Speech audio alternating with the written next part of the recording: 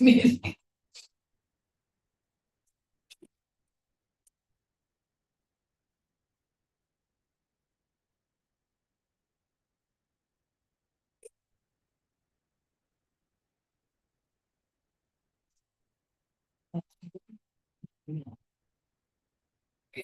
Oh.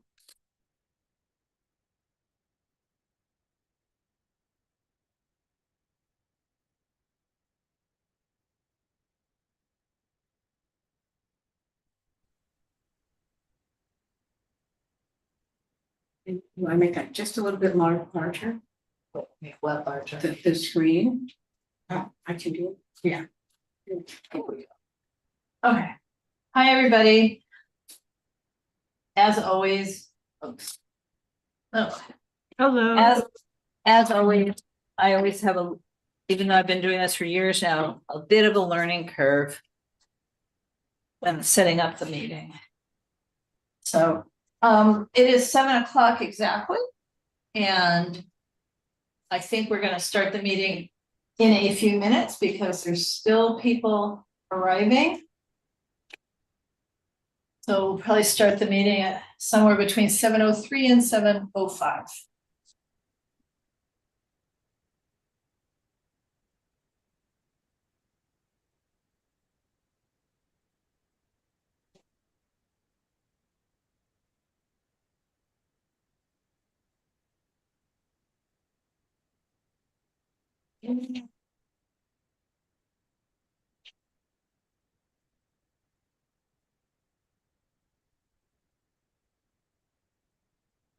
Yes, Teresa, there's a lot of people. Okay, we'll have 12 people. Right. So I will take this some days. Laura, Yes. would you text me Dawn's phone Oh. number? I will not text you. What are you asking for? But Dawn's- no, Oh, why not? I would email you. Oh, okay. If you can see me, this is Yeah. what I'm texting you. This is my phone. Okay. I'll call you. Okay. Yeah. Not now. Why not? During the meeting. Okay, so for those who are just joining, there's gonna be, it looks like a lot of people here tonight. And I'm thinking I'm starting the meeting at 7:05. Let everybody get a chance to join and settle in.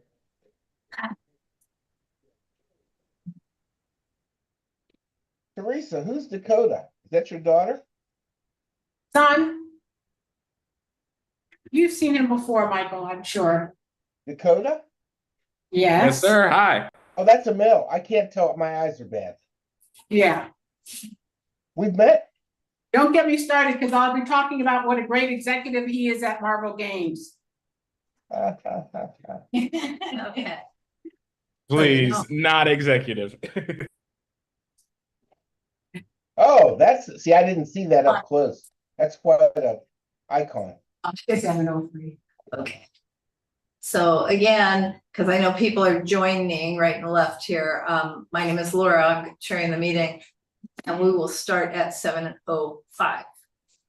So that everyone has a chance who's joining to join.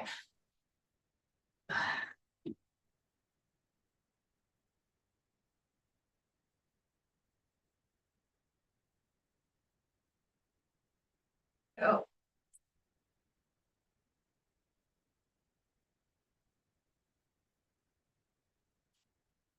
Yeah, I got it. Yeah.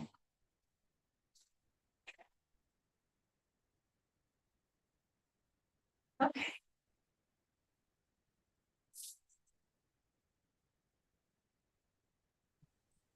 Hi, UNNC. It's Hakeem. How are you? I'm fine. Great to see you. Laura, this is Laura responding. Thank you. Good to not quite see you. No, I'm at home, so my dogs are out. So I'm not going to be on camera tonight. Okay. All right. So it's a 7:04, and we are going to start in 1 minute because people are still joining. Although, gosh, I can't, it's like, it's true, I do need distance classes. Yeah. I mean, I need reading classes and distance classes.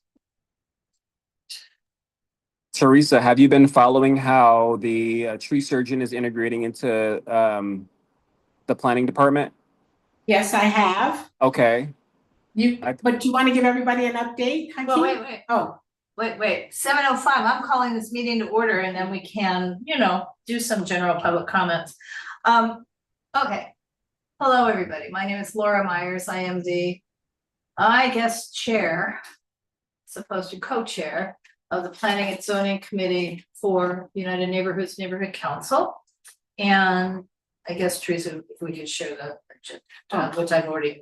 Because I don't think I can, oops, and admit your husband. Okay, we're trying to run everything on this meeting. Anyway, we'll be sharing the agenda as soon as we can get our act together, but the first item on the agenda is a welcome call to order, review of UNNC standing rules for committee stakeholder voting, and introduction, voting affirmations, and then a review of the agenda. So because we have so many new people, I'm gonna explain the way United Neighborhoods Neighborhood Council handles its committees is we appoint its chairs, its co-chairs, but what we don't do is appoint members, and rather what we have as our standing rules is that anyone who is present at the time of the committee meeting and who is a stakeholder may make motions and may vote, and everybody can participate whether or not they're a stakeholder. So what's the definition of a stakeholder? It is someone who lives in, works in, worships at a church in, attends school in, or is the parent of a child who attends school in our boundaries, owns property within the boundaries, owns a business within the boundaries, meaning with a physical presence, even if they don't go to that work every day, and or is a participant in a bona fide 501c3, meaning nonprofit organization which has a bricks and mortar presence within the UNNC boundaries. So anybody who meets any of those definitions may consider themselves a person who can make a motion and vote on a motion that was made at that given meeting. We as a committee make recommendations to our governing board. So board can then choose to ignore recommendations, but at the governing board, the only people who can vote are the elected and appointed board members. So I'm going to start with your affirmations. Oh no, let's start with looking at the agenda tonight so we can get that off the screen. So we'll go back with the voter affirmations in a minute, but you'll see that tonight we have item 2 is general public comments. Item 3 is the project proposed for 1638 through 1640 South Bronson. Item 4, we have a mobility and transportation subcommittee. At the moment, it is chairless, but it still exists. So I put these together in that item 4. So 4A is a letter of support for traffic calming solutions for Jefferson Boulevard.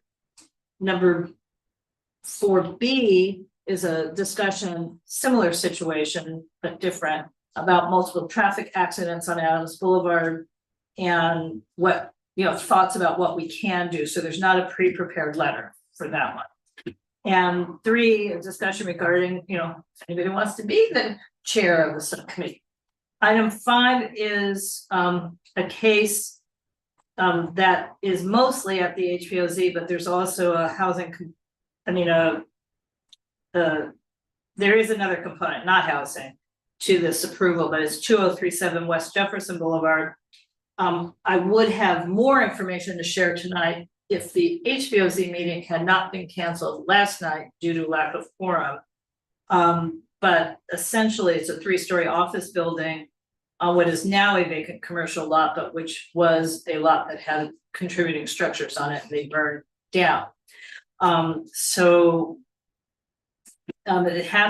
project has to comply with the HPOZ plan, preservation plan.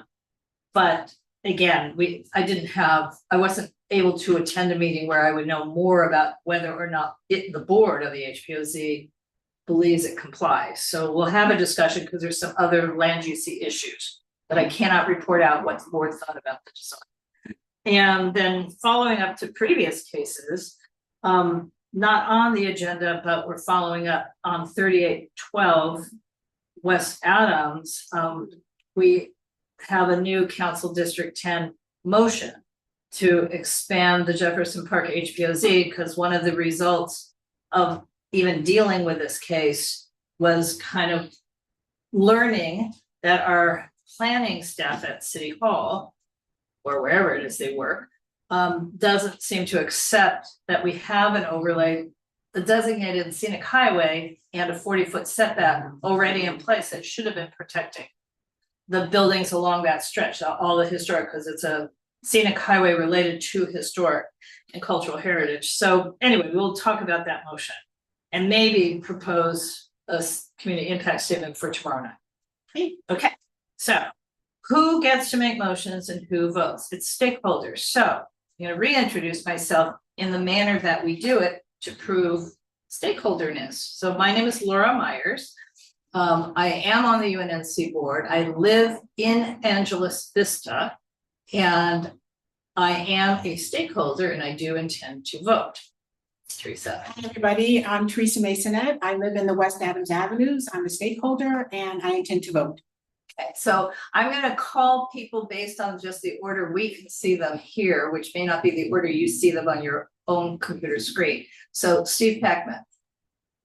Hi, I'm Steve Peckman. I'm a resident of Jefferson Park. I'm a stakeholder. I intend to vote. Okay, Rachel. That's me. Hi, I'm Rachel Klimka. I am a resident of Arlington Heights and an owner in Arlington Heights and a stakeholder, and I intend to vote. Okay, Beverly.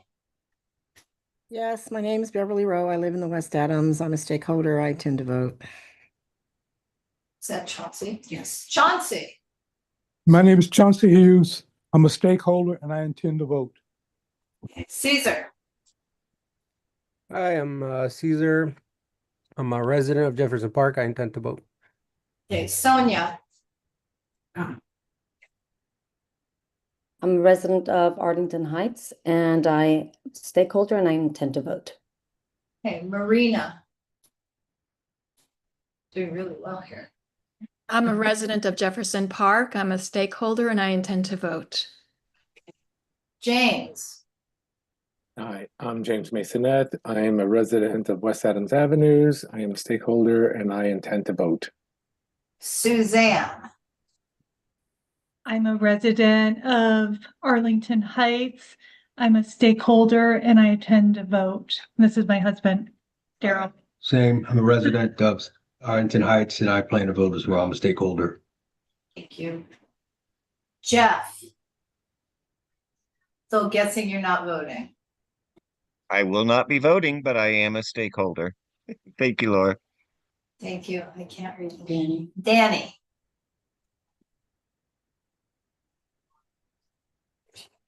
I don't know. Zoom user. Oops. Zoom user. Danny, you're muted. I think Danny's gone. Oh, no, she's back. Oh, there she is. Danny. Okay. Hi. I'm new to this.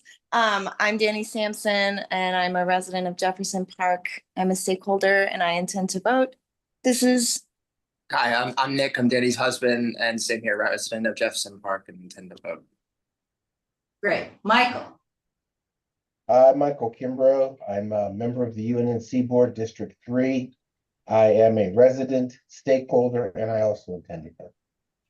Dakota. Hi, Dakota Masonette, resident of the West Adams Avenues. I am a stakeholder and I do intend to vote. Okay. Jared. Jared. Where's Jared? Yeah. Oh, yeah. Well, oh, I don't know. Oh, there he is. Hi. Okay. Hi, Jared. I was like, I'm having trouble reading everybody's names. Anyway, hi, Jared. Hi, I'm Jared, and I'm a resident and stakeholder in Jefferson Park, and I intend to vote. And I'm Natalie, and I'm a resident in Jefferson Park and a stakeholder, and I intend to vote. Okay. And now Donna. Donna. Hello, I'm Donna Jones from West Adams Avenues.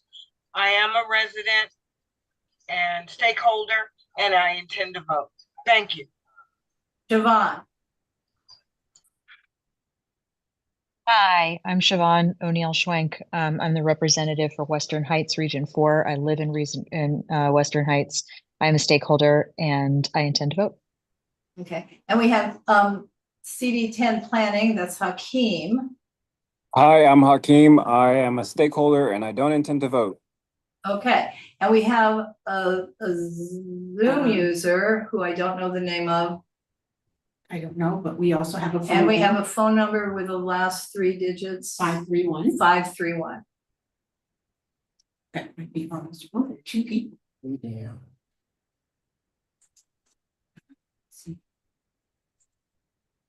The Zoom user may be Carlos Tarek, resident of West Adams, stakeholder, and intend to vote as well.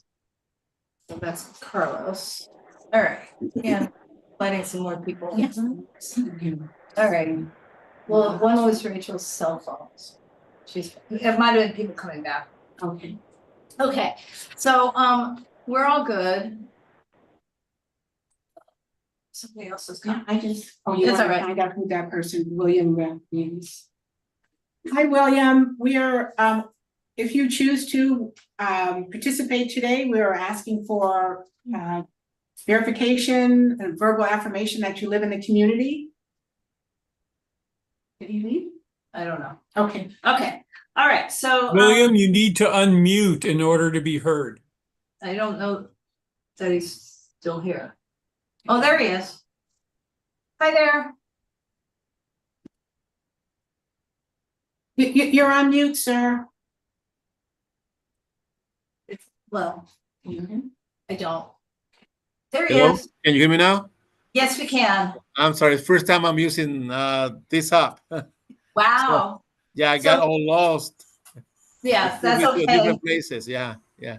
That's okay. We were, what we're doing, and then we're moving on to the rest of the agenda, is verifying stakeholder status to be able to vote tonight. Do you live within or own a business or work within UNNC? Who doesn't know that? Yes. Well, I'm right here. I know the zip code is 90018. Okay. I'm right here on 10th Avenue. All right, that's fine. That's fine. Yeah, Okay. we're not trying to make it. Yes, We're not trying to great. make it a big deal. Yes, thank you very much. Okay. Okay, general public comments, and who did I interrupt much earlier already in this meeting? Who was gonna make a general talk about, a tree surgeon? Yes, but that was just kind of us chit-chatting. Chit-chatting, Yeah. okay. So are there any, general public comment would be a comment about anything that is not on tonight's agenda. So, and including not the motion from Council District 10 regarding Adams Boulevard, because we will talk about that at more Okay. length. Yes, Steve. Steve Peckman. Yes, thank you. I would like to request that the UNNC SB 79 letter be posted on the UNNC website. Okay. Did you know it wasn't? I checked No, before that's the okay, meeting, that's I okay. couldn't find it. That's all right. We will, I'll send Ann an email tonight when this meeting is over. Hi, Colleen. I saw another hand, Suzanne. No, Donna's next. Donna. I just wanted to thank everyone who supported us and attended the West Adams Avenues Jazz and Music Festival this past weekend. Thank you very much. We appreciate your time, efforts, and energy. Thank you. Well, it was great. Thank you. Suzanne. So my comment is just really about streetlights in our area, and I know it's kind of across the board in Los Angeles, but I called again today 311, and they said that it could, our whole block on Bronson was out of lights last year for about 6 months. They came back on, and now our light that's right in front of my neighbor's house, really the only light at the bottom of the street, has been off now for 3 months. And they told me on the phone today, 311, that it could take up to 9 months to get that taken care of. So any help on that would be great. I did contact our deputy at CD10, but just comment more than anything. You and Hakeem. Yes, thank you. I wanted to just make a comment about the integrations of forest management into the city planning department. For those of you who do not know me, I'm Hakeem Park Davis. I'm the planning deputy of CD10. I'm a practicing city planner in the district, and one of our key passions is growing our forests here in CD10 and expanding our tree opportunities. So I'm mentioning this because it really provides a key opportunity for us to plan strategically for our forests here in CD10. We are one of the densest places in the city, but we have one of the most disparate tree canopies to our population. So in alliance with our efforts to prepare for the Olympics, as well as to prepare for environmental mitigation through tree planting and tree care, it's important that I uplift this and that we support planning tree plans for our district specifically. Other districts are already doing this, but I'm uplifting this for our district. All right, wonderful. Yes, thank you so much. Thank you. Yes. Okay, that's great. Are there any other general public comments? Hi, I'm Sophia Smith. I just wanted to say hello. I'm here for roll call, that I want to vote later. That's all. I think I'm roll call. Thanks. That's fine. Thank you so much. And Colleen can introduce herself. Well, we did all the introductions before you got here. Hi, I'm Colleen. I live in Jefferson Park. I'm a stakeholder. And you're gonna vote. Sure. Okay, good. All right. Any other general public comments? Okay, we can move on. So I also already got plans for Bronson, so I don't know if we need to post them quite yet. The next item, number 3, is case number EAR 2025-3866 AHVHCA. So I will admit, and maybe Hakeem can help me, I have no clue what an EAR is, because that's a new thing. I also don't know what an AH is, but it might be affordable housing. And VHCA, V stands for vesting or vested. HCA is Housing Crisis Act at 1638 through 1640 South Bronson. So this is, and I know a lot of you are here tonight for that. It's a proposed 5-story, 36-unit, defined as affordable housing project located within the Arlington Heights Character Residential, basically an overlay district, CPIO. The proposal has to include, in order to build it, the demolition of 4 existing RSO units. And as a result of, that's a rent stabilized ordinance unit. So in other words, rent controlled units. So as a result, it is not eligible for the mayor's emergency directive ED1, anything goes kind of project. So the applicant is requesting a density bonus off menu incentives under AB 2334. And those incentives include height, the number of units, a 44% increase in FAR, which is essentially a ratio of how big the building is compared to the land on which it sits, plus waivers, and that's in quotes, my quotes, of CPIO requirements for setbacks in a courtyard. These waivers, is from what I read on AB 2334, are not actually allowed and must be treated as incentives because they're requesting waivers from the zoning, and that's not technically allowed, but it can be an incentive. What's the difference? there may be a maximum number of incentives that any one project can request. There's not usually a maximum number of waivers. Under AB 2097, a different law, the project has a parking requirement of 0 parking spaces since it's located within a half mile of a major transit stop. So it is not on a corridor, it's on the corner of what many of us remember is 17th Street. I think it's now called Johnny Cochran Way, and Bronson. So it's on, you know, right across the street from a middle school. And maybe not just any middle school, but a middle school that is known to have a population that's at risk.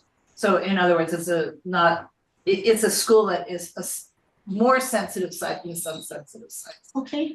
And the kind of affordable it is what they call low income and moderate income. So low income is up to 80% of median in LA County. So an individual, I don't know what the household would be, but the individual income would be up to, as of this year, $85,000 to qualify.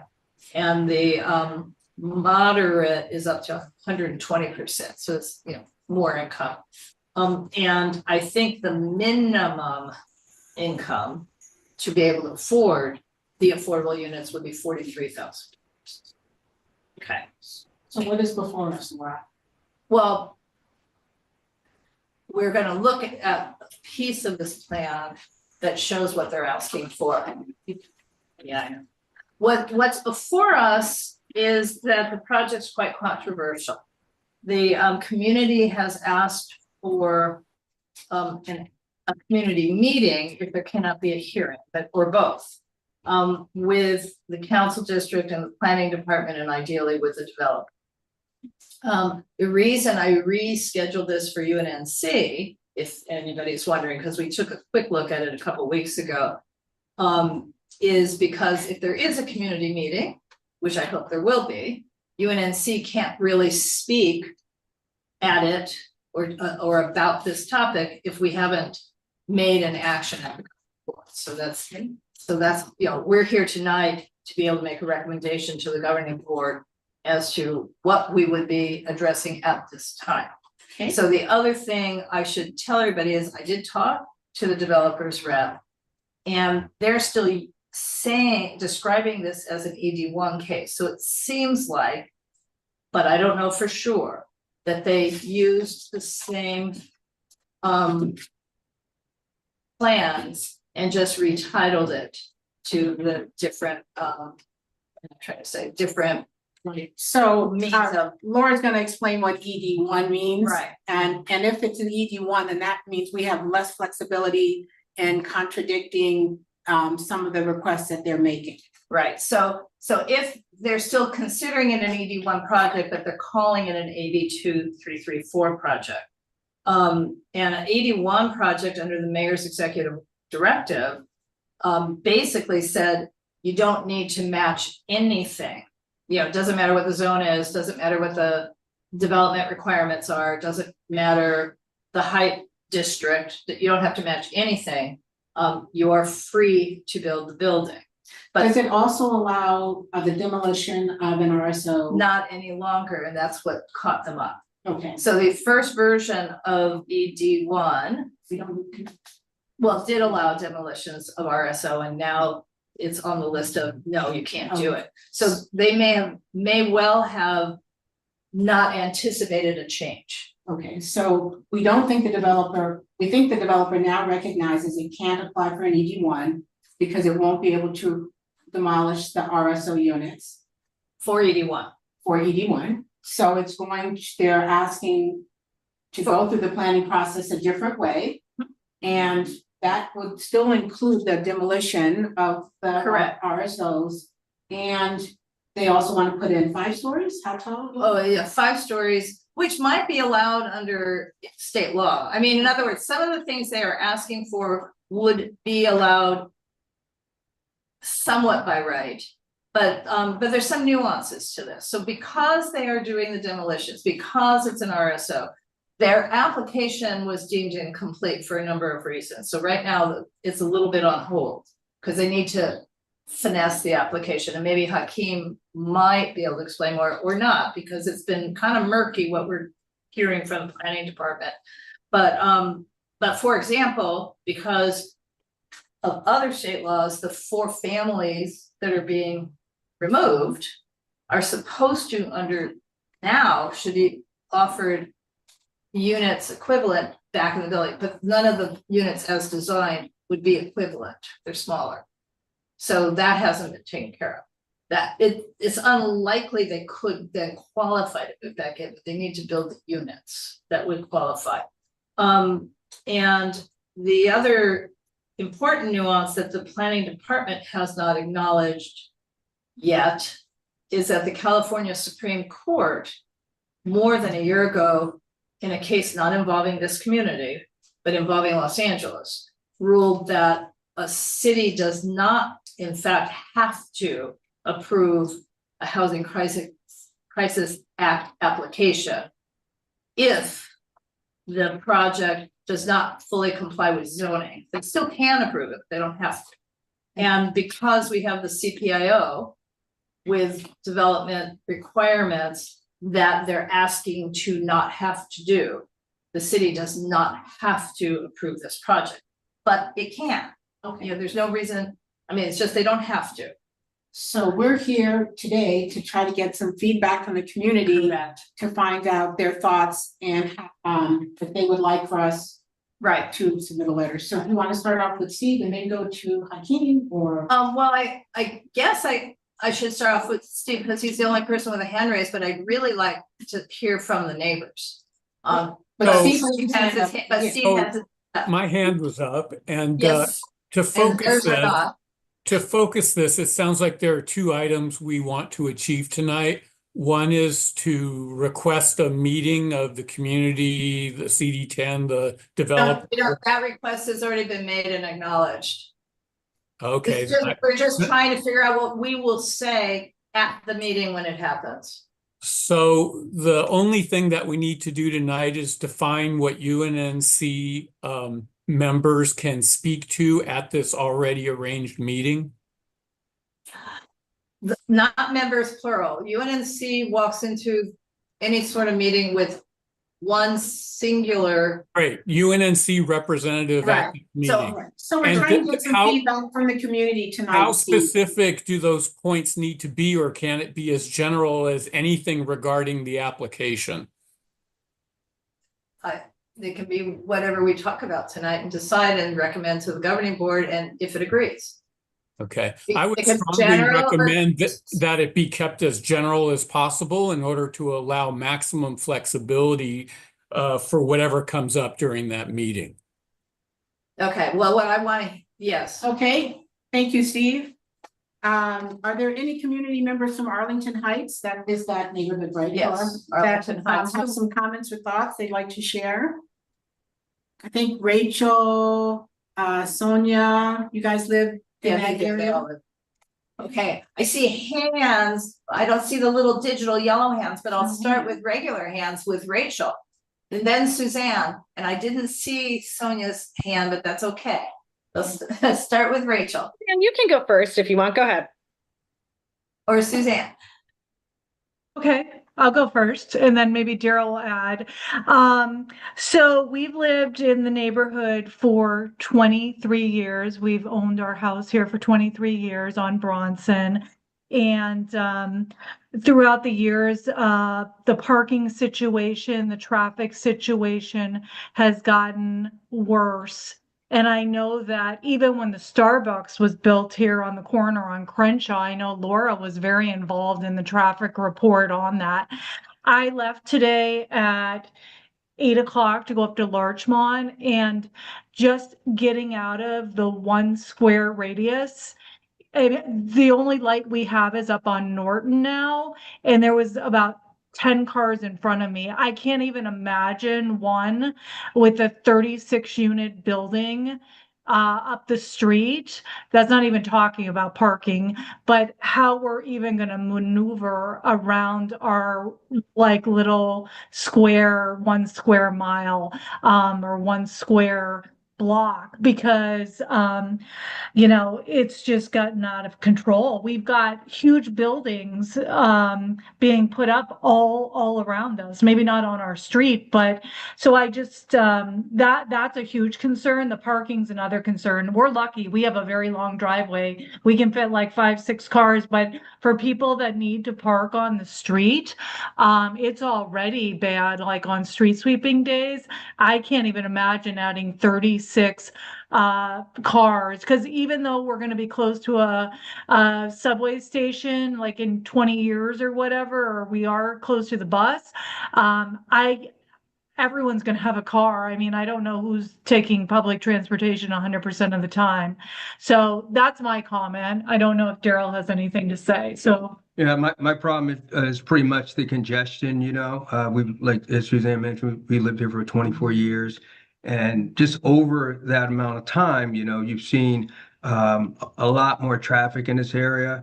We can barely get up our street, because if we're going off of Bronson up into Washington, it's congested. As Suzanne mentioned, if you go down to Venice, it's congested, and to add more to that with a large 36 unit building, not only I think is an eyesore for the street that has a lot of beautiful craftsman homes.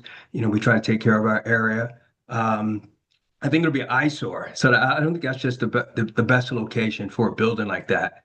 Not to mention it's across from the school. So we have the school, Johnny Cochran Middle School. We have a trade, what's it called? The trade school Trade school. on Washington, Right? And then if you look at the opposite end of Crenshaw, the Lafayette Square area is sort of gated, right? So we don't have the even traffic flow. So what they're currently doing is when Crenshaw gets backed up, they go directly over to Bronson, right? So we're already inundated with tons of traffic, and to add a 36 unit building, I think would just be a nightmare for this community. And I speak for a lot of residents. I'm quite sure they feel the same as well. Okay, thank you. I think we should probably point out traffic is a key concern.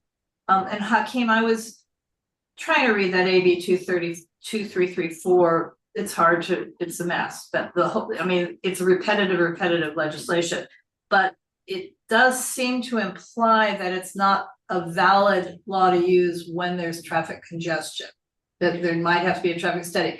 But for everyone, the parking situation cannot be considered by UNNC. I mean, obviously you can speak your mind, but the AB 2087 just automatically allows it to be without parking. As I understand, what we're doing is putting together a community letter addressing the concerns that we're going to take to the governing board. So what we've heard so far, there are issues with traffic, congestion, and parking. Correct. So set aside whatever legal ordinances there are, we're addressing the community concerns. So right. I'm just pointing out that the traffic congestion due to the school, due to the cut through traffic, is a pretty major ding in the ability to use the 2334. Right. Rachel, I think you were next. Hi, everyone. I echo again what Suzanne and Dylan will say about traffic. I really do feel like the density that this building will add to the neighborhood is just a tipping point of what the neighborhood can absorb. The traffic situation is really, really difficult. It's difficult to get in and out of our neighborhood. People are driving on the wrong side of the road in the morning. I mean, it's dangerous. We've tried to deal with the city. It's really a difficult situation on our street. I think also the other thing, not just that I think it's an eyesore and out of complete character for our community, especially the height requirement. is that, again, I am really not like a NIMBY out of my, not in my backyard person. I agree that the city needs more housing. However, I think that this also really doesn't fit with the character of our neighborhood. This is a family neighborhood of very long-term residents, and what is being proposed is essentially one-bedroom apartments, right? Single people living in this neighborhood across from a school. And I don't know, it just seems like really out of character from kind of what our community has created in Bronson Avenue. It's a very small, tight-knit community. Everyone knows everyone. It just seems really out of, character. I guess that's kind of it for me. I can say more, but I just feel like also, a construction project like that across the street from a school is also going to be a major for that area as well. Thank you very much, Rachel. And Sonia had her hand up. Not her digital hand, but her real hand. I did not, but I do. I concur with my neighbors, and also the lack of parking. It's become quite an ordeal, and especially in the evenings, we have, of course, our school across the street, which is wonderful. They're having things going on, and also the adult school, and coming home at 6 in the afternoon, 6 in the evening, and not being able to park in front of your own house is very frustrating. And I can't imagine what that would look like with the increase of 5-story building with that amount of people on our very small street. So that's it. Thank you. Yeah. Anybody else from the community? Okay, so I want to go back to some of the technical issues with this. We have in Arlington Heights what's called a character residential overlay district. And it was the city's first. This was the experimental one. And it was a combination of being about the historical character, but also it was literally to create zoning requirements that would override the normal, what's called RD zoning. So the RD zoning is a fairly low density multifamily, but except that you can combine lots. So in RD zoning, if a person combines 2 or 3 lots in the regular rest of the city, they can build a building across those lots and get the combined density. So what this overlay district includes as a rule is that you can combine the lots, but you cannot build across the lots. You have to do, if you have 2 lots, more like a courtyard. So you can build across the rear of the lot, but in the front, it has to honor the same setbacks for each lot. So this is 2 lots.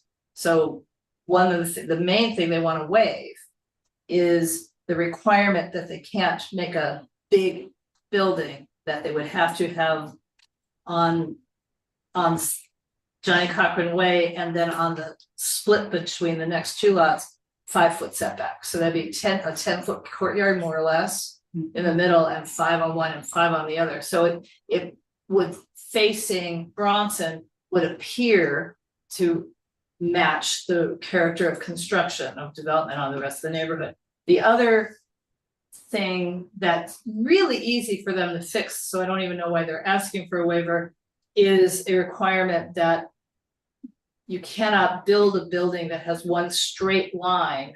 This would be along Johnny Cochran Way, of one flat surface for 100-some feet. You have to have move forward, move back, multiple planes. A good architect could solve that problem, but right now they're asking not to find an architectural solution. They just want to be able to build one flat plane. So there may be some other things that relate to the zoning, but the building across the lots is the big one. And so that's why this triggers the court ruling about the Housing Crisis Act. They're asking for a waiver from the actual. So, or at least that's a lot of people and lawyers' interpretation of what they're asking for. So what we've heard the comments from the community. Do we need to have a motion for that?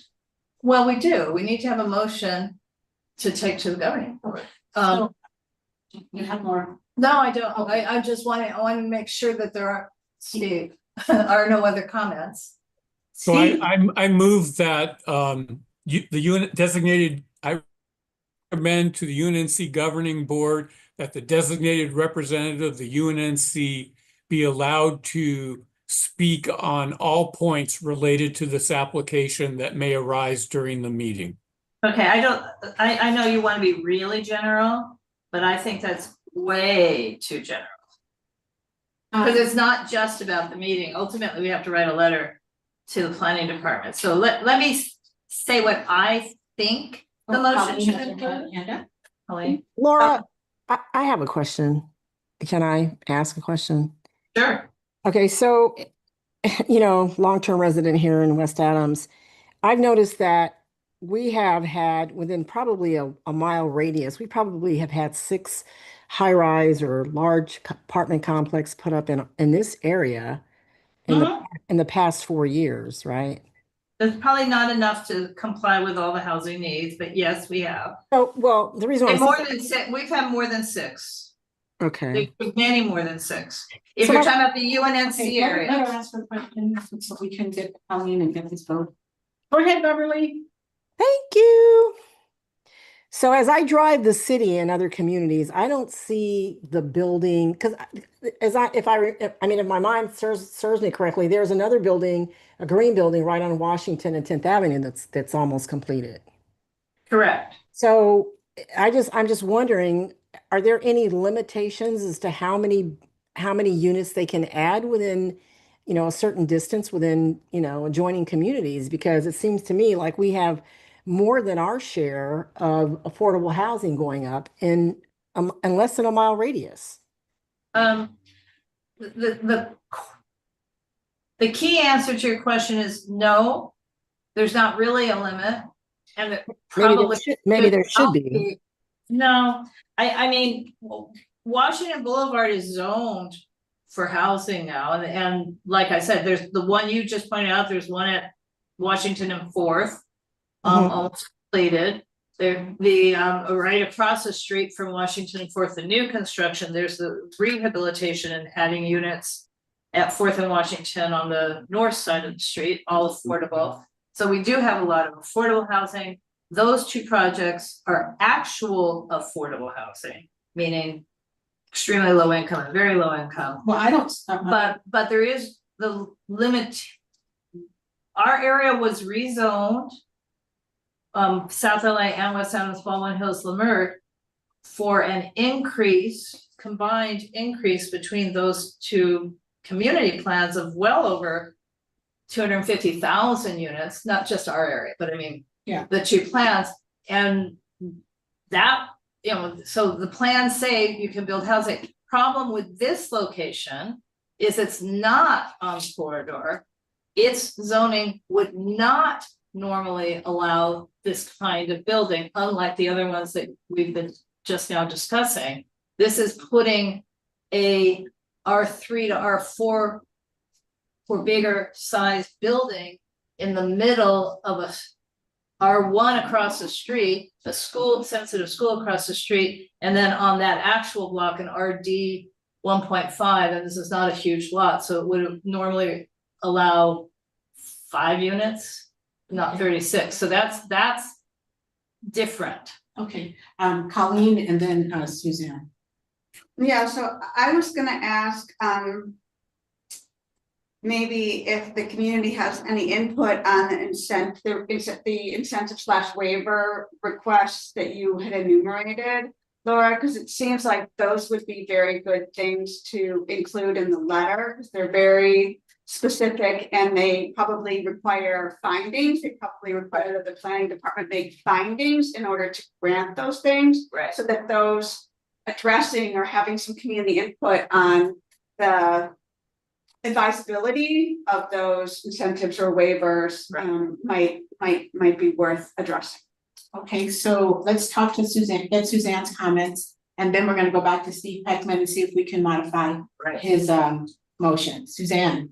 Yeah, so my last comment here about this whole situation, and I know Beverly brought up we've been talking about this between ourselves, just why we have become kind of this mecca for all these buildings and low income and whatever you want to call it. But that, and then the fact that any of us or any of our neighbors on a whim could decide, I want to sell my lot to that's the scarier part than anything, is that my neighbor could think that they want to sell their lot to some builder, and within a couple years, I could have a 5-story, 10-story, who knows what, sitting next to me on Right. Bronson. That's scary. And I was told the other day by Hakeem when we were up at the school that indeed could happen to any one of us. You could be sitting next to a 10-story, 5-story house next to your house. Yeah, well, at the moment, yeah, the zone on Bronson south of Johnny Cochran to Washington is single family zone. So at the moment, it couldn't happen, but that doesn't mean state laws don't jump in a month. So at the moment, okay, that was just my comment. I So mean, anyway, I don't necessarily know that I can make you feel better, but I No, I also know. want to say again, the several true low income projects, meaning extremely low income and very low income projects, have been built and they're nicely designed. I live half a block from one.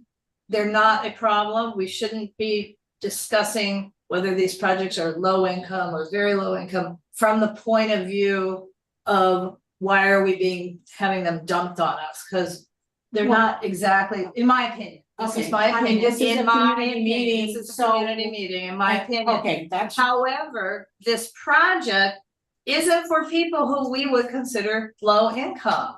The low income level of $85,000 is certainly double the median income in that census tract. Okay. Steve, would you like to modify your motion? No, thank you. Okay, so what I would like to, unless somebody has seconded it and makes us go through this. No. What I would like to see is a motion that we are recommending to the governing board.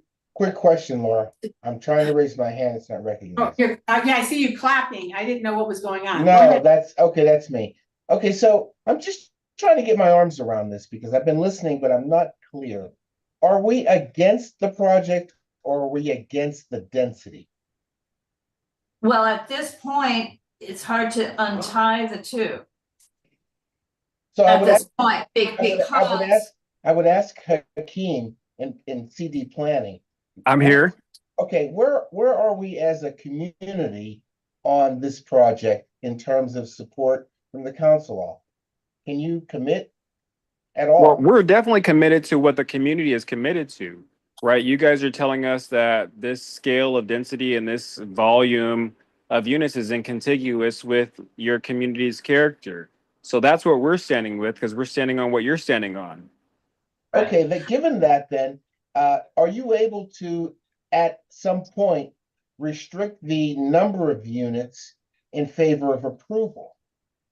In this circumstance, as the gracious legends of the community were just telling us, the legislation and the legislative environment is such that the state law has restricted a city's ability to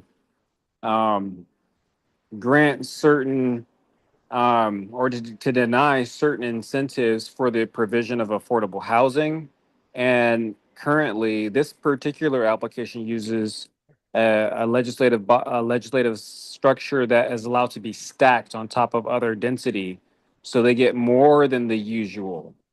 What we're doing in this particular case, just so that everyone knows, we have evaluated the application and we have found that the application is wholly incomplete. The planning department has put the application on hold per our request. Mhm. Now, we're also talking to our state legislature because this argument and this case is really bigger than all of us. The argument that we're really having is not with the city and whether the city can make the project do this or that. The legislation that's really impending is legislation from the state. So we have to influence our local state and, our state legislators to really have a sensibility about how these things are applied and give the local jurisdictions the ability to have some discretion into where projects like this fit into the general plan and the housing element that we adopted last year. That's the real argument here. And so somebody just asked, can we ask them to change, probably Michael, the number of units or the height or this? Probably not. All we can advocate probably for is a denial, not an adjustment, is what I'm trying to say. And the denial wouldn't be easy because nobody at the planning department, probably rightfully so, wants to deny projects.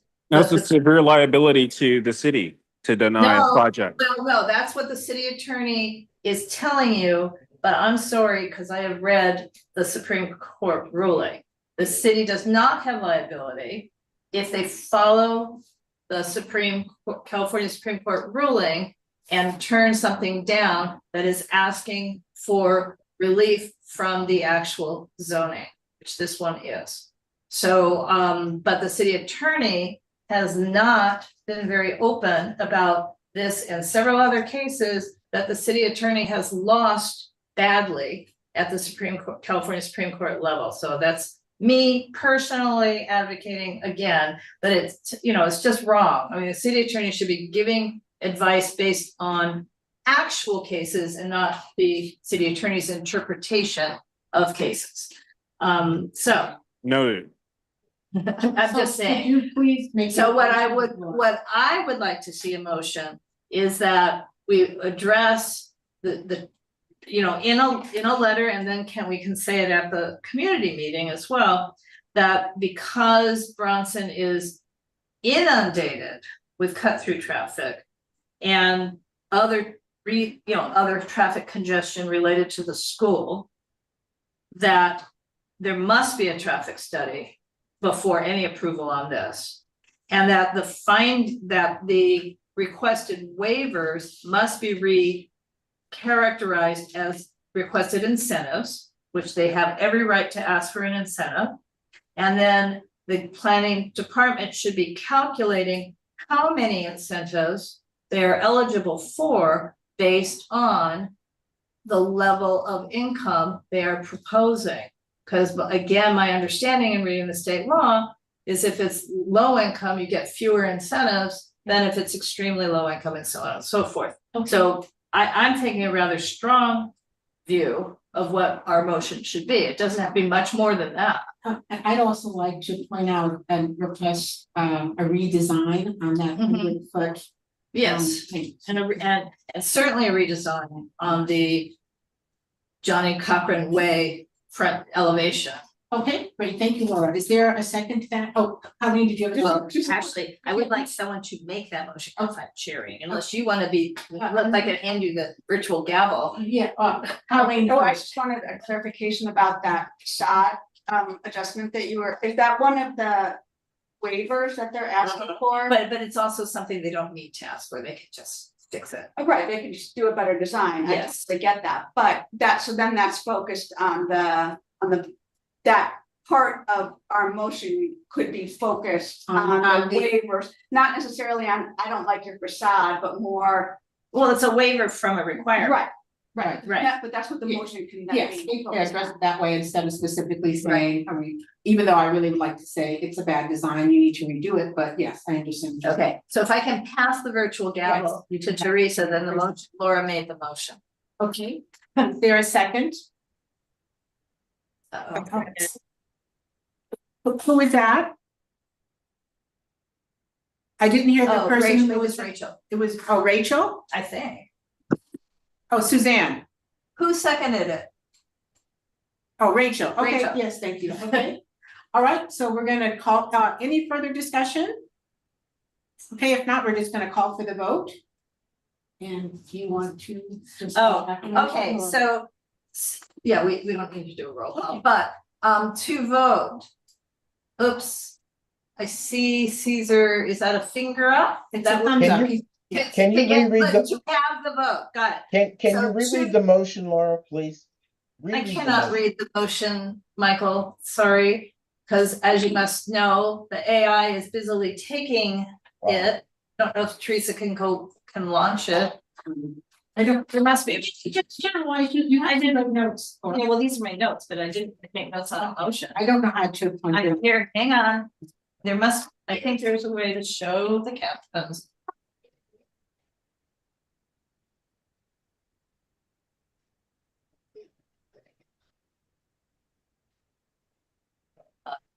Well. Yeah, no, I can't, because although I could after the meeting, I can't right now. We Okay. weren't running Okay. the transcript. So the motion basically was to recommend to the governing board that UNNC prepare a statement that might also end up being a letter to address the traffic situation, because Bronson is inundated with cut through traffic. And there's additional traffic congestion related to the schools. And that should be addressed with a traffic study. Okay. And in addition, that the planning department should recharacterize the requested waivers as requested incentives. And then the planning department should determine, based on the level of affordability, how many incentives the project is actually entitled to, which I don't know. But how you and then Teresa semi-amended that to call out the south elevation, which is one of the waivers / we say incentives, but call out the south elevation as something they could easily remedy anyway with better design. Thank you. Okay. So To vote, you may either raise your digital hand when I call for the vote, or let us see your hand on the screen. And so we'll go from a yes. okay, yes, so all in favor? Of, oh, you do that. Yes, thank you, Laura. Everyone in favor of this motion, please, let's see your hands. I'm doing a real hand here on my end. Oh, I can't see. I see everyone, let's see. You're not gonna get these people because they're here for something else. Correct, that's fine. So I just, Siobhan has hers, James has his. Okay, thank you, everyone. Is there anyone who would opposes this motion? Chauncey, are you opposing the motion? No, okay, sorry. Michael, are you opposing? I saw that thumb go up again and then, No, I just can't figure out the hand. It's too hard to see. okay. Okay, so I will Okay, make motion a passes. motion passes. Okay, and I promise, get the, what's it called? The AI transcript. AI, yeah, I was gonna say AI transcript before tomorrow night. Okay, mobility and transportation issues, accidents in the UNNC committee, Yes. community, traffic calming. Can we Caesar, do actually be first? I mean, we spend a lot of time reversing people from. okay, who is here for 4A and who is here for 4B? Let me first ask 4A, just raise your hand and let me know. Caesar, I know is. Okay, 4B. Who's here for 4B? Okay, let's Let's there's go a with lot. 4B, please. Okay, it's just that we have a letter for 4A and we can just be done with it, but okay. Teresa, I did pass the gavel. Okay. So Teresa gets to do it. For B, apparently. Yeah, I know, but we have two traffic issues, and they're similar. One, I'll just say that they're similar. We have had accidents on Jefferson in a certain stretch of it, and serious accidents on Adams between 10th Avenue and really Crenshaw, but certainly to Bronson. Yes. Multiple accidents in both places. So the 4B was a discussion regarding the multiple traffic accidents on Adams Boulevard. And I will say, for those who have never heard me say this before, a couple of people in our area are historians who just sometimes spend hours and hours looking at old newspaper stories. So it turns out that on Adams, in this same section, 10th to Bronson, was having fatal accidents in 1913, not 2013, 1913, and it's continued since then. And that's no doubt because of the hill, and I mean, people just speed and then they die. So who is, so I heard from Teresa and others, so I'm gonna now turn it over to you guys. So we put this on the agenda. Thank you very much, Laura. And what I would like now is to have some feedback from the community, some of the experiences you've had with either the intersection of Adams and 10th or all the way down to Bronson. So if you would like to share that, that would be great. Just raise your hand. Okay, Jared and your companion. Hi, I'm Natalie. Yeah. Hi. Yeah, so we live very close to the intersection of Adams and 10th. We've lived here for 6 years, since 2019. And I think there is probably an accident at that intersection at least multiple times in a month, if not weekly. I've seen terrible crashes, and I think it does have something to do with the hill and the fact that people start to speed from Crenshaw all the way to that light. But then there's also the where Edge Hill going south, there's that yield thing too. So I've seen people completely, like, people aren't yielding and someone making a left and they just completely collide into each other. I've seen pedestrians get hit. I've seen bicyclists get hit.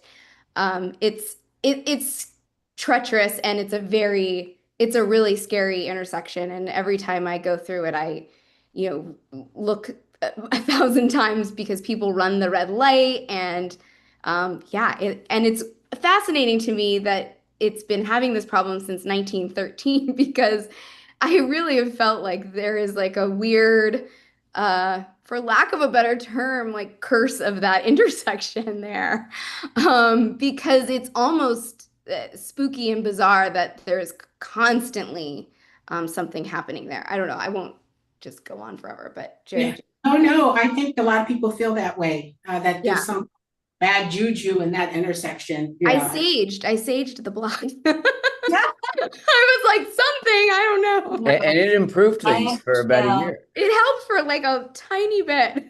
If I may add also just that even when there isn't an accident, because we are in a sight line from this intersection, I feel like I see cars run a red light, not just a late yellow, like run a red light. I don't know the statistics. It feels like one out of every 3 cycles, like every 3 red lights, it feels like someone runs it. And I think I'm in agreement that there must be something about the design of the entire lead up to that intersection that's creating such frequency of that. I don't know exactly what the recommendation is. We've submitted sort of individual, I don't know, reports of these incidents on My 311. On My 311, asking to examine it. I don't know what any protocol would be to look in more deeply or scientifically as to what is going on, but we've asked, sort of throwing that out there into the wind and seeing if any response. We haven't gotten any response or seen anything done, but it's been a concern. Yeah. Thank you. Well, let me just a second, Danny. Let me just let you know that the West Adams Avenues has requested a policeman at 25th and 10th who frequently hands out tickets for people speeding along there. So it is something, maybe we can work with Jeff Camp, who's our deputy representative, to maybe get a traffic study or a speed monitoring along Adams. Go ahead, Danny, you had your hand up first, after, and then Michael. Hi there. You know, we're not, so we live actually right across. Let's not be Danny. Oh, no, Well, I'm her husband. Yeah, exactly. But I mean, for the record, because we have a transcript, will you say your name as you speak? Yes. My name is, so this is Nick speaking. Thank you. Yes. So we live right on the corner of Edgehill and Adams, so right across from Natalie and Jared as well. So we're right in this area. And now we've been here for about 2.5 years, and just within the first month of us living here, our car was parked right in front of our unit facing Adams and was hit straight on by a drunk driver that night. After they crashed into somebody else. They crashed into somebody else and then hit our car. Wow. And was it like last summer somebody ran into the fire hydrant and it exploded? And yeah, and really within the past, I mean, at least this year, I would think there's probably been about 7 or 8, if not more already. So yeah, I don't know what the solution is, but I just wanted to express some, personal experiences. Well, this particular intersection too, also, I don't know if anyone's mentioned this, but like Adams has an incline itself. Sorry for the protocol. Danny is speaking now. Okay, this is Danny speaking. So Adams itself has an sort of incline, but then 10th and especially Edgehill have an incline as well. So it's kind of like 2 inclines meeting each other. So I don't know if that has something to do with it too, but. Yeah, just maybe bad design. Michael, thank you. Michael? Yeah, hi, I live at, I'm a stakeholder and I live at 12th and 25th. Now, let me tell you, the other day I was coming from the supermarket at 10th, crossing 25th, and I hit the intersection. I pumped my brakes and a California stop because there was no one on either of the 3 intersections. And a police officer pulled me over and gave me a ticket. I was pissed off. But he said to me, well, everybody in the neighborhood's complaining about the number of people that are busting through the intersection at 12th and 25th. And I said, I'm one of them. But it didn't stop him from giving me a ticket. So I may protest it because it wasn't rolling California stop. I know I was wrong, but I tried to explain to him that I am conscientious and live in the neighborhood. So for everyone who's complaining, let me assure you, they're doing something. That's all. Yeah, Caesar. Hi, I'm Caesar. I'm a Jefferson Park resident. I used to go up that hill to take my son to the Little Stars daycare that's there on the church, or right next to the church. And I used to walk them all the time. And that little, the little curve that the people making those right turns, and so many close calls with my kid. And my solution, I always think about it like, why can't they just fill that in so it can be not a curve right there to make the right, just make the little triangle there. People can slow down and make the right turn. So that's one thought. Also, HLA could be another way to make this better and redesign the whole street, because this street needs redesigning, because it's too many fast cars are made for our streets that were made to go, max was used to be 40. But just what I think, just redesign the whole thing. Great, thank you. Dakota? Hi, Dakota speaking. I am also a resident that is on this corner. I am on 10th and Adams. Seconding everything that the Sampsons and the Hillmans have said. There is an accident every 3 times a week at least And on top of running the lights, yeah, I've seen dogs get run over, cats, just there's no attention spent at the light that is happening on either direction, truly. I'm not sure what the solution is. More bumps, maybe, I don't know. But there needs to be something that is slowing down members that are going across from the light that is on 7th or 6th, or that's coming up from Crenshaw area. There's not enough space given to people that are making the turn off of Edge Hill, and there's just no reason for cars to stop as they're moving east and west down Adams. So there needs to be something. Great, thank you. Chauncey. Yes, Chauncey Hughes. Sad to say, I've been here for 50 years, and people race up and down Adams for the 50 years. And actually, more cars used to get sideswiped going down Adams heading west than it is now. You know, a lot of times they used to even, in the old Johnny's pastrami, would race up the street and down. So this is nothing new.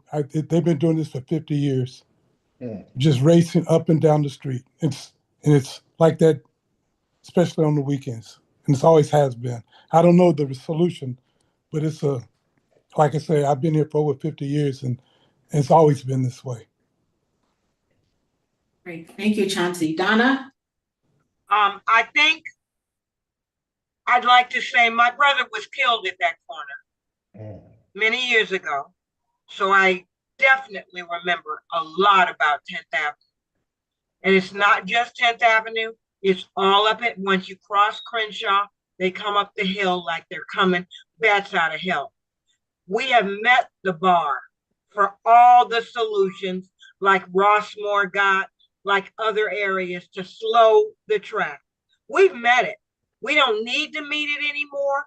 Enough people have been killed. Enough people have been injured. And just about 3 weeks ago, within 6 days, 2 accidents at 10th Avenue. And one car wrapped around a pole, the other one up on the sidewalk with it. They're going too fast. And there are many things they can do to impede their speed.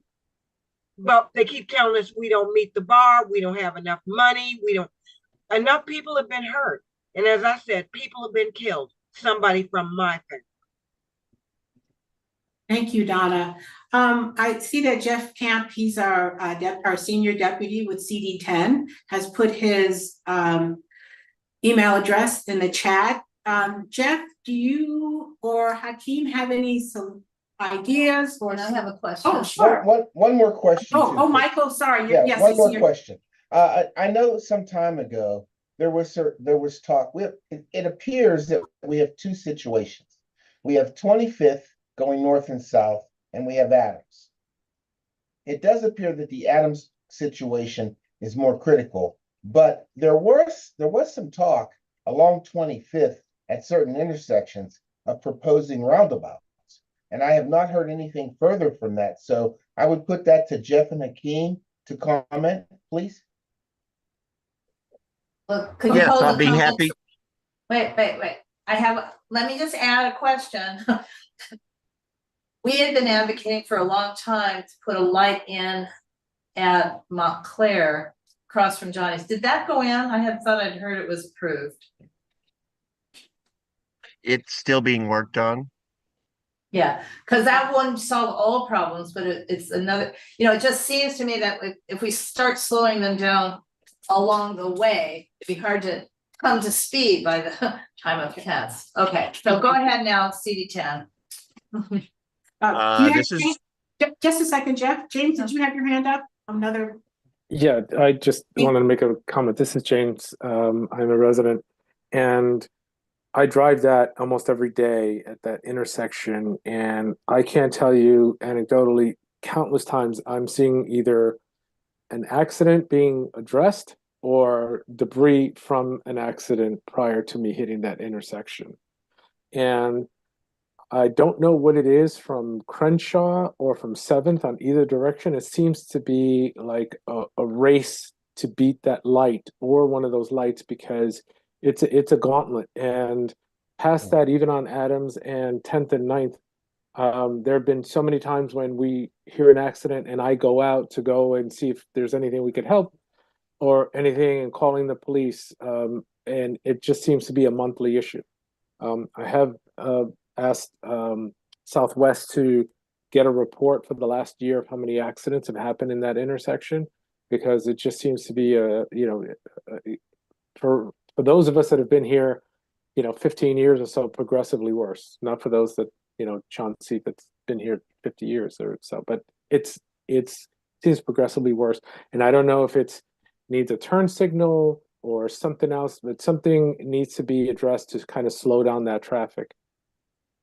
Okay, good. And the thing is, there's also been quite a few accidents at 13th and Adams. And I have seen several. Okay, great, thank you. Sorry, Jeff. Please continue. This is Jeff Camp. I'm the senior field deputy for C10, and I cover the areas of West Adams Avenue, Caney Heights, Gramercy Park, Jefferson Park, and Lamert Park. I was also the field deputy during Herb Wesson's tenure. So I live in the neighborhood myself. I've been here since 1999. Adams has always been a problem and has been consistently run for traffic studies.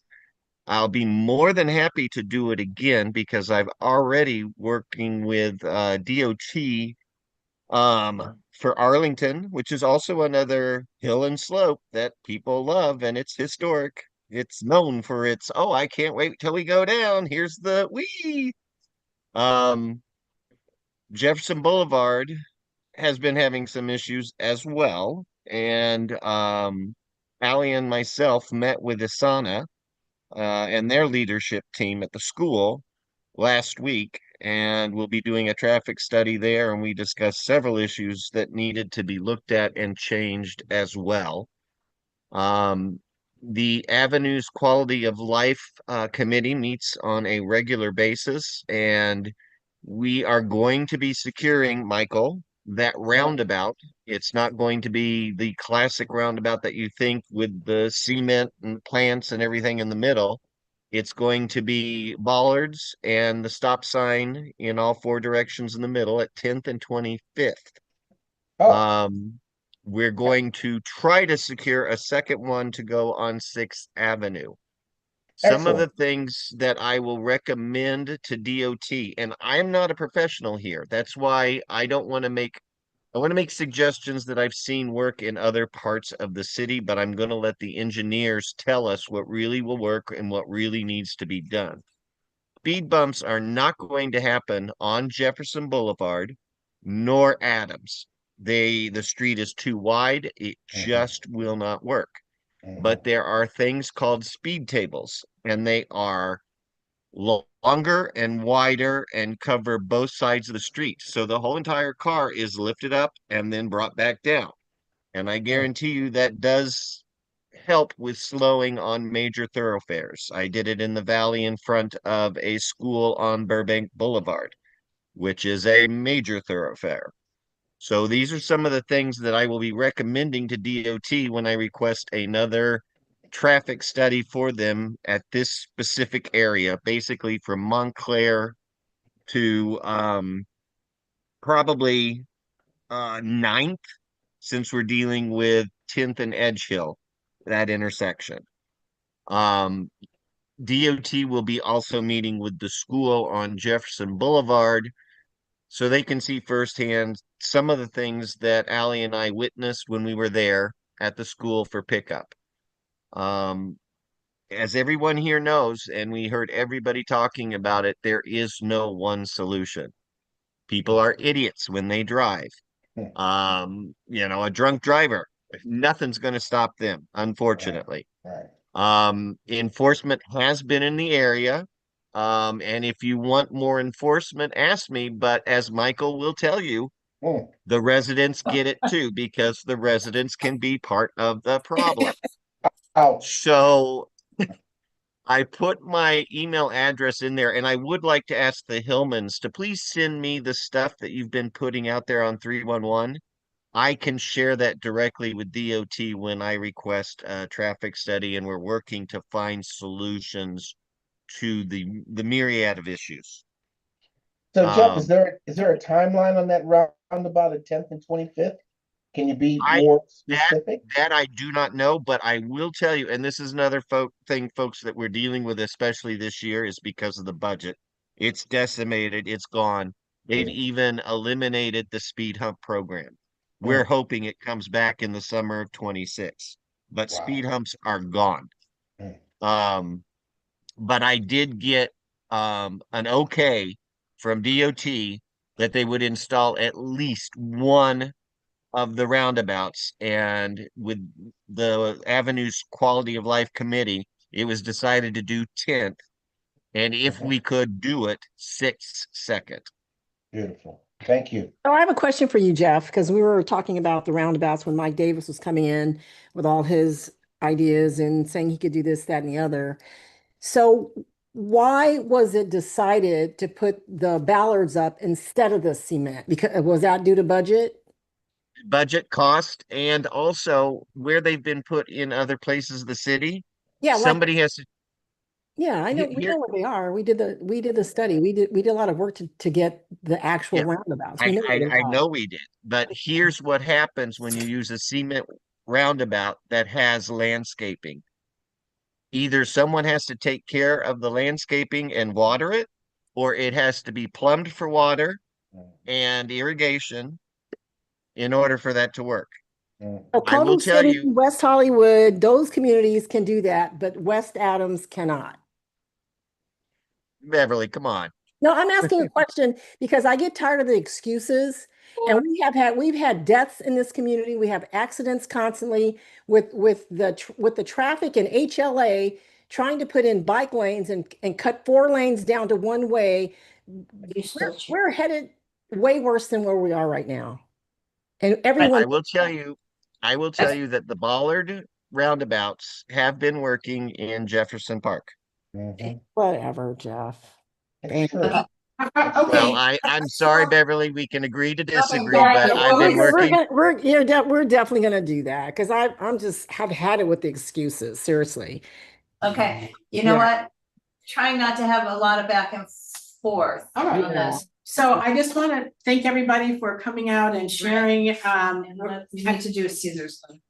Okay, we'll do it. So thank you, everybody who's been affected by 10th and Adams and all of the problems on Adams. And thank you, Beverly. We know the problems that we have along 25th and 6th too. So and thank you, Jeff, for taking this on. And everybody, if you want to contact Jeff directly, his email is in the chat. We're going to move on to the next agenda item. Which is you the want one to right before, yeah, I need to, haven't opened up the letter. So Caesar, we're going backwards in time, but Jeff, don't leave because we're talking about the Jefferson Boulevard incident. And Caesar, if you can introduce it, and I'm gonna go find the Sure. draft letter and. Hello, I'm Cesar Garcia. I am a Jefferson Park resident. And I forgot, I'm also the representative for Area 5 now. So I am here to support that intersection on Edge Hill and Adams. We can make something happen there. We can so this is what we did though for what we're about to present. We wrote this, we're drafting a letter uh, to Heather Hutt, and because there was a huge accident on the first day of school here in front of the Easton Elementary or campus, and that corridor has very little signage that there's a school there. There's like the one street light is on 12 and then Crenshaw and then the school is like in the middle there, but so it's super dangerous. Cars just go flying by. Um, and and also on 6th Avenue, my kid goes to 6th Avenue Elementary, and I have to cross Jefferson every day to take him. And it's also super dangerous. I know they put a new street light there, and it's definitely helped. I appreciate that light so much better because even the cross guard, I talk to the cross guard every now and then before the light is like, how's traffic today? It's like, oh, it's worse than ever, or like, cars are going faster than yesterday. Type of trying to be funny, but it's like the reality of Jefferson Boulevard. So then I we started to talk, and then that accident happened, and I contacted the principal, and then it seemed like they were already in contact with CD10, and I was very happy about that. I was like, yeah, they're moving things along, and yeah, so we have this background. There was a actual a death in 1996. There's a nice crosswalk there for the kid that was killed, Jason Quaker. And we can do better. And there's always trends on Jefferson, and same as Adams. It's just like the same old thing on this part of town. But yeah, and we want to suggest some things. I don't know what else to say. That's right. So I'm assuming everyone can see this letter. Yes, on the screen, because I can only. They can see it, Laura. Okay. Yes. So this is a letter thank you, Caesar, and the principal of the school kind of together to compose a letter that we would like to have UNNC approved to send. And I recognize Council District 10 is here in the room, but we still want to make it official and be another letter that we put on the website as well. So we do.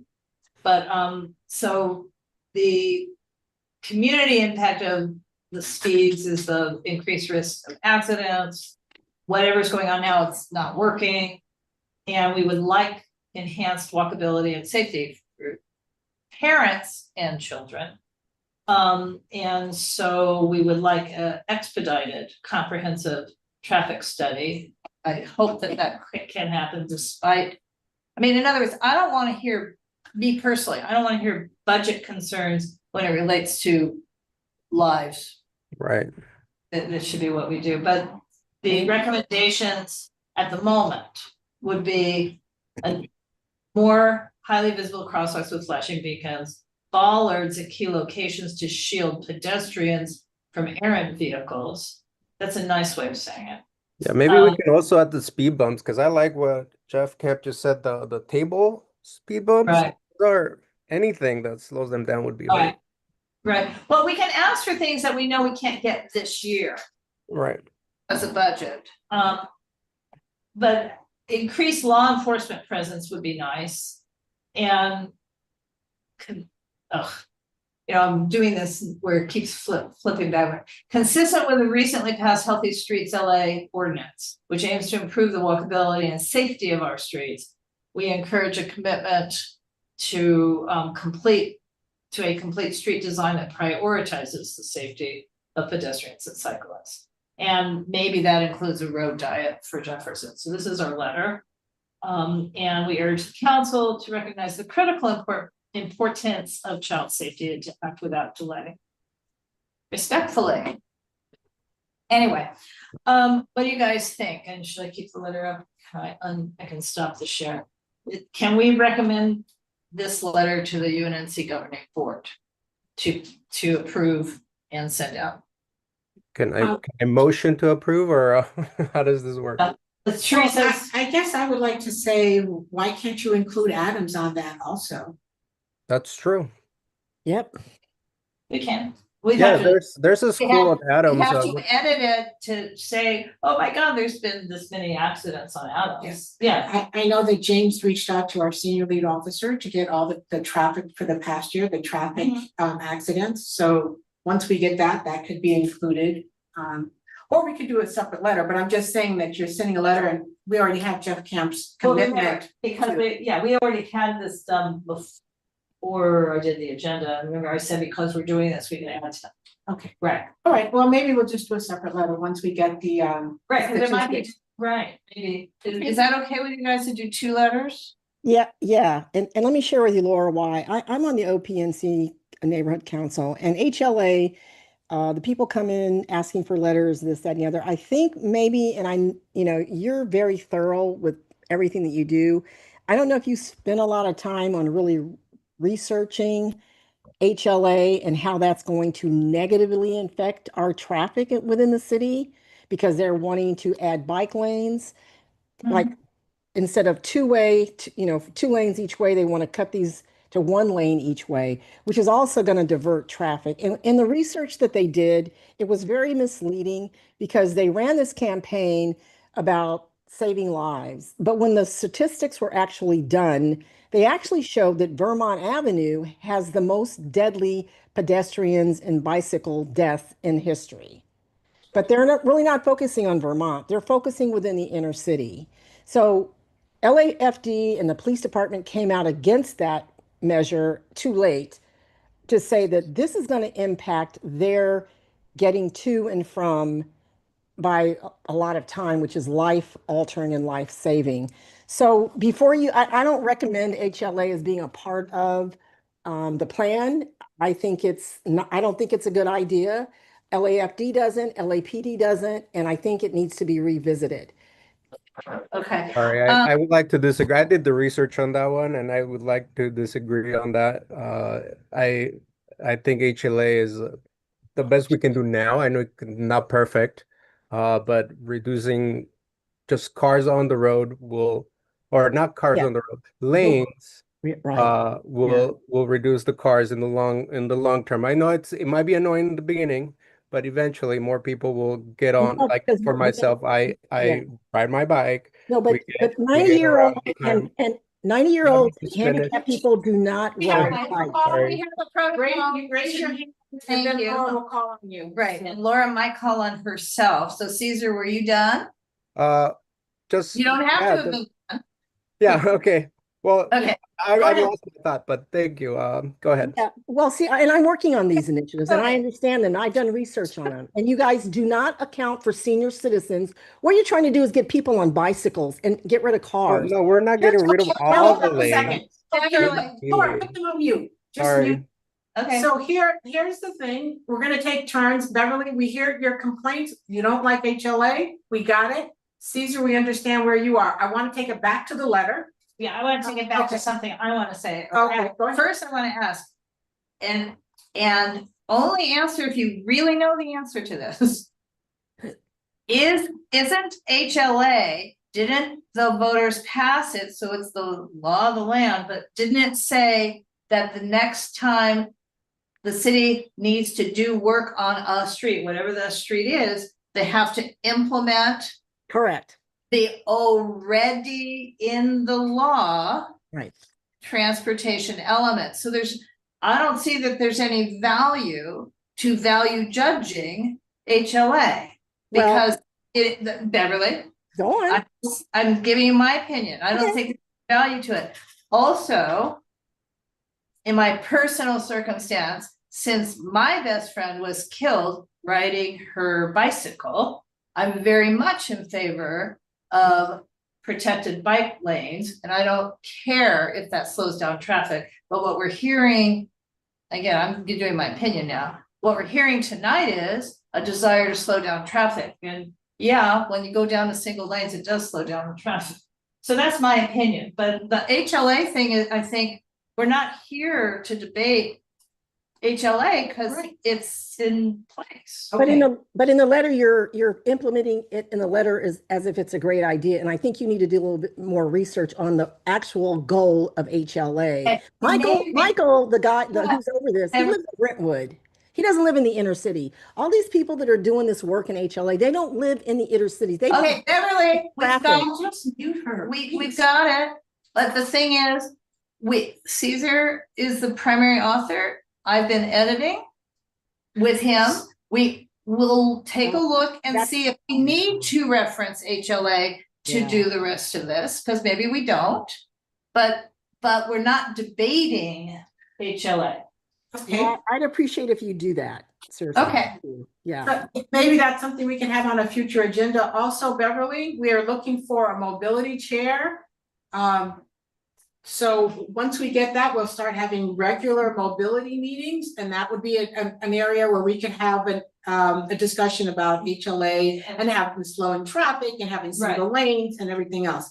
I'd like to talk about this letter. And is there, does it say HLA in there? Is there a way? It does say HLA. The last paragraph. It does say HLA, but we don't have to, it's just a reference to HLA and we don't have to reference HLA looking at it now. I mean, it could say consistent with recent ordinances. We don't even have to. Okay. We can just say what we're saying and not not put reference a that? modification, modifier about why we're saying what we're saying. Okay. We just need to say what we're saying. Okay, so I would like to, well, actually, Caesar, you can, Yeah, can't make a because motion. it's his, Yeah, letter, so- Can we motion to approve this letter? Recommend approval of this letter to governing board. Recommend approval to the governing board, please. I second. And all, is there any further discussion? Yes. Jeff. Yeah, I just wanted to make sure that this is including Adams as well? Nope. Or a separate one from Adams? We'll do a separate one for Adams probably a month from now. But would it be better for you, Jeff, to have both of them in one letter? Both, Honestly, I think when I'm working with DOT as a department, yes, I do think it would be better because then we're including a geographical area and they're going to be forced to look at, because what happens, you slow down one street, they start going through the side streets. Now we're talking Jefferson, Adams. Got it. Caesar, can we amend your motion to basically? Yes, what I would love that. I would Planning love board that. is an amended letter, which we'll have somehow completed before tomorrow night. I can do that, yes. Okay, you agree to that change in your motion? Yes, I agree. and I agree to the second, so. Okay, all of, And everybody, if you are in favor of this, can you please raise your hand? just raise your hand if you're in favor of this letter as proposed to be amended to include Adams Boulevard. Okay, All right, all right. great. Anybody Thank you, opposed? Is there anyone Oh, opposed? everybody take your hands down. Take your virtual hands down. Close that window more. I need some clarity though. So No. are they No, adding? not in the middle of a vote, Beverly. Okay, Cannot. well, No. I'm voting no. Okay, so, Caesar, you still have your hand up, is that? I'm just On the stage. Okay, so all of those Who are opposed, please raise your hand. And that is Beverly. I don't see your hand, but I know you verbally said you're opposed, so she's there. Okay, all right, thank you.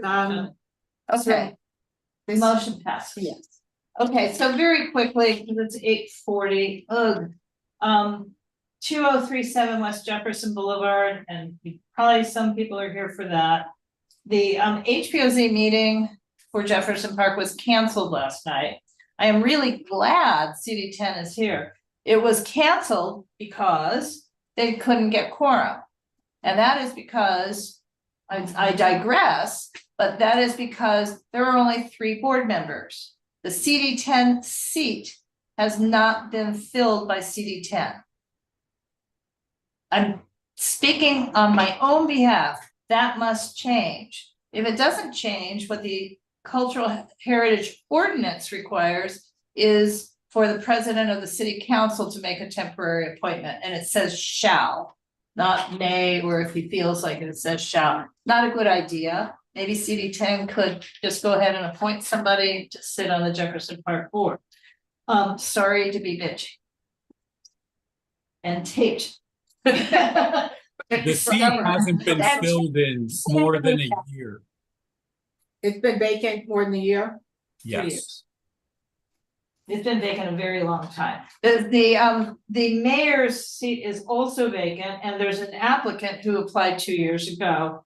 And really that one should just be filled by Marquise and not continue to wait for the mayor to do something that she hasn't done. But in any case, 2037 West Jefferson Boulevard, it's a 3-story office building. I am not going to comment, because I can't, on whether or not the actual design meets the Jefferson Park Preservation Plan guidelines. But I'm very concerned that the rear 50 feet of the lot is simply vacant. It's not showing anything, not parking, says there's no parking provided for the project, but we have a 50 by 50 foot section of a lot showing nothing is planned. We have a contributing structure burned down, not by the current owners or applicants, so it's not their fault. They bought it with it already burned down. But the environmental clearance for the demolition and the change of the lot from contributor to non-contributor specifically said you can't phase in an environmental. So if and when there's a discretionary project, it can't be in phases and it has to go through the full, environmental, not an EIR, but a full review. And that's not happening. So there's something really wrong with this picture from the planning department, along with that they didn't end up holding the meeting. The lot itself currently has weeds as tall as I am. I'm 5'0", but the weeds are up to my head. And that's not good either. So I would like CD10 personally, I would like CD10 to inquire of the planning department, why is it happening this way? And I would like to recommend to the governing board that we write a letter to the planning department that reflects what I just said, but without the word, the bad word I use. Michael. Please assure me that the developers of the commercial lot are not the same developers at the corner of the burger joint at Adams and Jefferson. No, unfortunately, they're not that developer. They're worse. Oh, geez. I know I'm being recorded. It's Orion. Who? Which is Orion. Oh, I know them. They are student housing developers at USC. They are also the developers of 3812 West Adams. So I have had enough experience with this particular development company to know that if the 75 days expires, that their application must be acted on by, they will not give the planning department more time. They will just go ahead and pull their permits. They know the system very well. They've worked with other HPOZs and they take advantage of every misstep on the part of the planning department and lack of quorum at other boards for other projects. So this is a really serious situation. I do believe that they're building this for themselves, which makes me think that they really are providing parking instead of that they're not, but I don't know that for sure. So on this question, what's the disposition of the planning department for CD10? Hakeem? What do you mean? Well, it appears that if we do nothing, it's going to rubber stamp its way through, based on what I thought you just said. That's why I want to write a letter. I want UNNC to write a letter addressing all of these issues, but I can't just write it. I mean, they have to be approved to write it, addressing each of these elements. Yeah. This would be a strong letter, Colleen. I just wanted to ask if either of our CD10 representatives have any information available that they could share with us about this project. Yes. Hakeem, are you there? It's probably not been on the radar. This is a small project. He's there. I'm here, but I don't have specifics on that particular project. I wasn't prepared to do that. Okay. Okay. Is it on your radar, Hakeem, at all? It's on my radar, yeah. Okay. Do you have any disposition either way on where it's headed? I don't. Well, it's theoretical, Michael, it's theoretically headed back to the HPOZ on the third Tuesday of this month, but that would still require that they have quorum. They only have 3. Any one of them is sick or unavailable, they can't hold the meeting.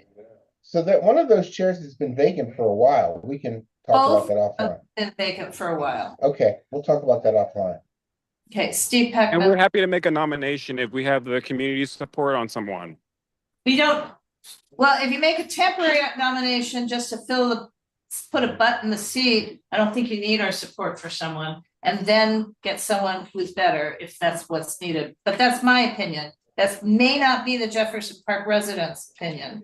Anyway, Steve has his hand up, Marina has her hand up, but I want to point out, we got 12 minutes and one more thing. So Steve.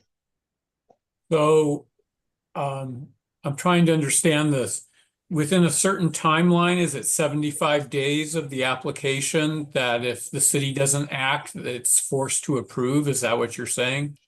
That's what the ordinance says. Okay, and do we know where they are on the timeline? Maybe. Good question. That's And a question, and maybe Marina, if you're done with your question, Marina can ask hers while I find that out. And can CD10 intervene to encourage planning to hold an HPOZ meeting as soon as possible? Meaning even in an emergency meeting? This is an important project for our community, and to have the OHR hold up a meeting and go according to their regular schedule could disenfranchise the community from having a voice in this project. Yeah, technically, we've already passed the time for the HPOZ hearing, to be blunt. Date filed was June 16, but I don't know what date it was deemed complete. But there was an HPOZ. Again, Steve, you need to hear what I just said. I heard what you just said. So I don't know the date it was deemed complete and scheduled for a hearing, because it's not information the planning department makes available to the public. I heard you. That's not the issue right now. The issue is how to make sure that this continues to have oversight and not a rubber stamp. So it's my understanding that the HPOZ board had previously met about this project and provided recommendations to the developer. Doesn't that count as a city intervention at that point? Or do they have to make a final determination within 75 days? Okay, the clock starts, the actual clock starts when the application is deemed complete. So if an applicant meets in a consulting basis with the HPOZ, that's before the application is deemed complete. So okay, then it's not complete. It doesn't matter. Then it's not complete because it met in a consultative meeting with the board.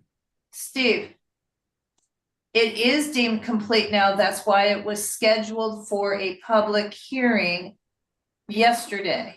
It has been deemed complete. It was scheduled for its hearing. I hear you. You don't have to repeat it 20 times. So let me just make this point, which is the last HPOZ board meeting, this was discussed. So that was only 2 weeks ago. No. No? Yes. Okay. Yeah, but it doesn't matter when it was discussed. It matters when it was deemed complete. And then they have 75 days from that. August 19th. Or the 18th, whatever it was. The 19th of August. Is that day? So you think the next morning Daniel deemed it complete? I don't know when he deemed it complete, but Daniel had allowed for comments to be submitted after the meeting. Comments were submitted after the meeting.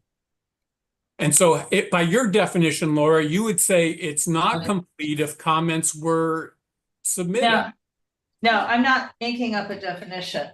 They don't schedule, the reason the planning department doesn't schedule things at the HPOZ for hearings, or for that matter, HCM, Historic Cultural Monument nominations, until maybe months after someone submits it.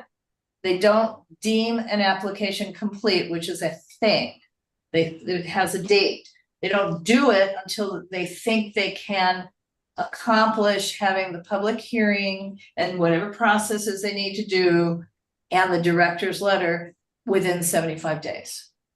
Okay. Because they're counting the vacation, they're looking at who's gonna be away for a month. I mean, they don't deem it complete until they can do it in a 75-day process for this very reason. So they don't anticipate cancellation of meetings for lack of quorum. So again, I think it would be helpful not only to have a letter from UNNC, but for CD10 to contact OHR and ask them to not disenfranchise the community and have an emergency meeting as soon as possible in order to avoid having this project rubber stamped. Right.